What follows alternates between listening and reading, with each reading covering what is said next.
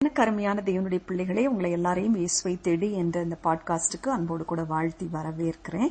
இன்றைய நாளுக்குரிய தலைப்பு லிஸ்னிங் அண்ட் ரெஸ்பாண்டிங். August 2, 2024 கேட்டு பதிலளிப்பது.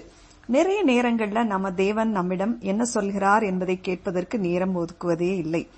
தேவனே என் பிள்ளைகளை ஆசீர்வதியும், எங்கள் எல்லாரையும் பாதுகாத்துக் கொள்ளுங்க, உலகம் முழுவதும் உள்ள அனைத்து மிஷனரிகளுக்கும் உதவி செய்யுங்க, ஆமேன் என்று சொல்லி அவசரமா ஜெபத்தை முடித்து விடுகிறோம்.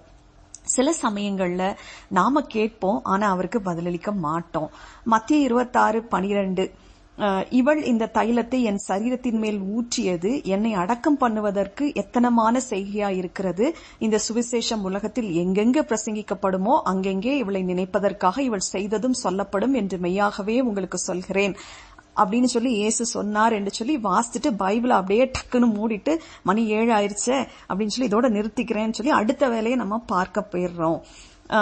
லூக்கா 10 பெத்தானியா மரியாளை குறித்து நம்ம வாசிக்கலாம். பெத்தானியா மரியாளின் வாழ்க்கையில ஒரு பெரிய சமநிலைமையை நம்ம பார்க்க முடிகிறது. அவள் இயேசுவின் பாதத்தில் அமர்ந்து அவருடைய வார்த்தையை கேட்டதை காண்கிறோம். ஆனால் அவள் இயேசுவிடமிருந்து பெறுவதில் மாத்திரம் திருப்தி அடையவில்லை.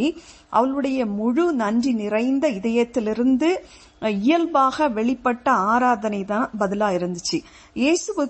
இயேசுவை கனப்படுத்துகிற விதத்துல, மரியாதை செலுத்துகிற விதத்துல ஒரு இரவு விருந்தில் அவள் இயேசுவின் தலை மற்றும் கால்களை அபிஷேகம் செய்தாள். தேவனுடைய வார்த்தையில் நேரம் செலவழிக்க அனைவருக்கும் நேரம் தேவை. அவர் சொல்வதை கேட்க வேண்டும் என்றாலும் நாம் அவருக்கு நேரம் கொடுக்க வேண்டும்.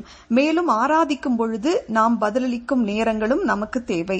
தேவன் சொல்வதை நீங்கள் கேட்க மற்றும் பதிலளிக்க நீங்கள் நேரம் ஒதுக்குறீங்களா?